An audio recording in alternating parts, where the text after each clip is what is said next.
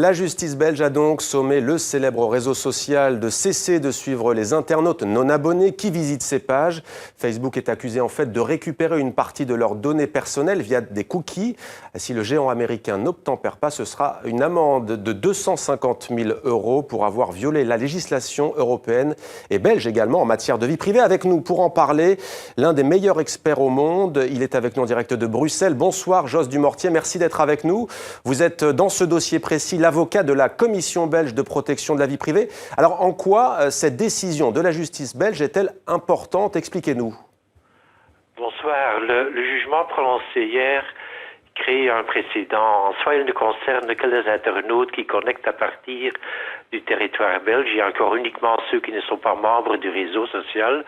Mais l'action de la Commission belge va sans doute être suivie par des actions similaires dans les autres pays européens. À mon avis, le jugement pourrait par conséquent déclencher toute une série de procédures, non seulement contre Facebook, mais également contre d'autres géants de l'Internet avec des activités à une échelle mondiale. Les multinationales de l'Internet seront obligées désormais de tenir compte des spécificités de chacune des lois nationales dans le domaine de la protection de la vie privée. Alors pour que l'on comprenne bien, pour que nos téléspectateurs comprennent bien, dites-nous de quoi il s'agit au juste. J'ai parlé de cookies, j'ai parlé d'internautes qui n'étaient pas abonnés à ce réseau social. Qu'en est-il au juste ?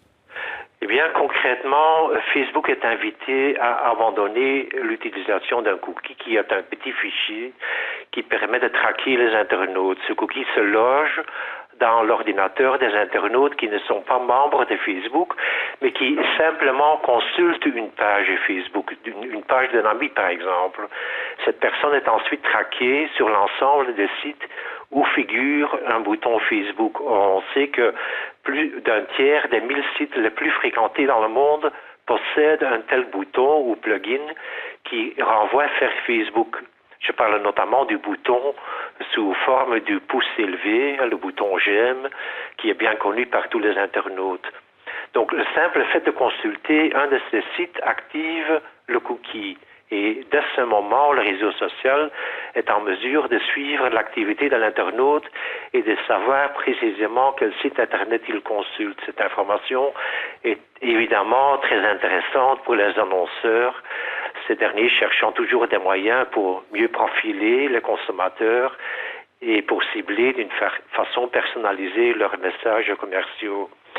Et la vente de cette information constitue le core business d'entreprises comme Facebook, Google et autres. Vous savez, c'est leur source de revenus principale. Alors, Maître Dumortier, on précise que Facebook a décidé de faire appel de cette décision de justice.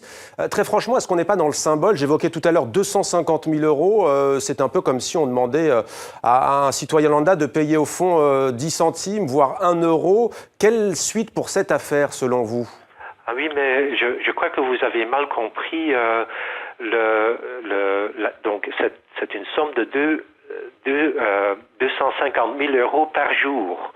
Très bien. Donc, pour chaque jour que Facebook ne respecte pas l'ordre prononcé, le jugement prononcé par le tribunal, Facebook doit payer cette somme à la Commission pour la protection de la vie privée. Merci beaucoup, Maître Jos Dumortier, avocat de la Commission belge de protection de la vie privée.